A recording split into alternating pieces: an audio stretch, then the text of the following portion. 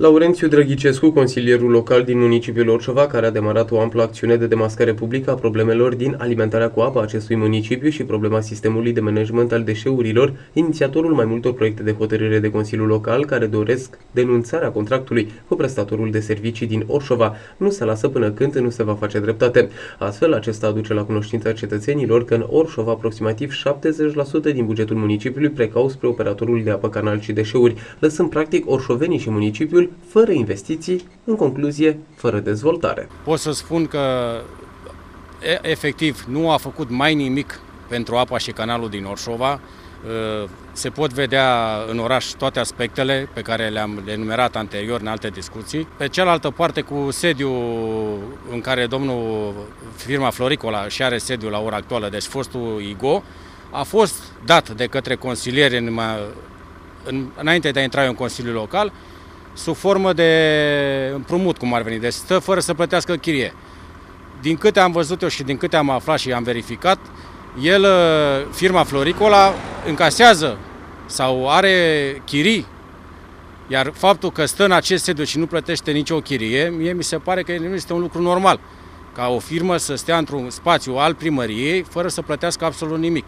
Mai mult decât atâta, primăria este obligată în ultima etapă, să zicem, să suplimenteze fondul de cheltuieli pentru curățenie și canal, că n-ar mai ajunge, conform spuselor domnului Popa de la Serviciul Public. Deci noi tot trebuie să dăm bani pentru firma Floricola, iar firma Floricola, plus că nu-și face treaba cum trebuie, nici măcar nu-și plătește o chirie minimală, să zicem. Estimativ de câți bani e vorba pe an care se duc la Floricola? Din bugetul local, anul ăsta e o sumă mai mică, pentru că noi am avut în vedere să o diminuăm, pot să zic, corespunzător, dar anul trecut până la 70% din bugetul localității Orșova era încasat de firma Floricola sub diverse contracte, salubrizare, spații verzi, apă, canal, etc., deratizare. Și bani de investiții mai rămâneau? Până anul ăsta, când domnul prim-ministru Ponta ne-a dat și nouă un buget satisfăcător de 139 de miliarde, Orșova era blocată din punct de vedere financiar.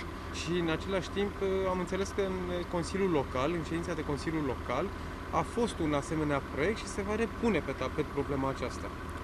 Referitor la tot ceea ce înseamnă Floricola și sistarea contractului, încetarea contractului. Deci prima dată a început cu un contract de reziliere, sau mai bine zis o renunțare benevolă din partea Floricolului la serviciul de salubrizare. Părerea mea că a fost doar o cercetare a pieței ca să vadă dacă îi suplimentăm fondurile, după care s-a revenit, iar acum în ședința ordinară de pe 31 ne anunță oficial că de fapt nu a renunțat unilateral la contract și că nu este de acord cu rezilierea contractului la salubrizare. Eu în același timp, studiind, cum am spus și anterior, documentațiile, caietul de sarcini și plus că am făcut parte și din comisia în care am analizat un pic din activitate, am inițiat cele două proiecte menționate anterior, deoarece se pare că din partea majorității PNL plus UNPR sau PNL plus PSD nu era nimeni în măsură sau nimeni doritor să facă acest lucru.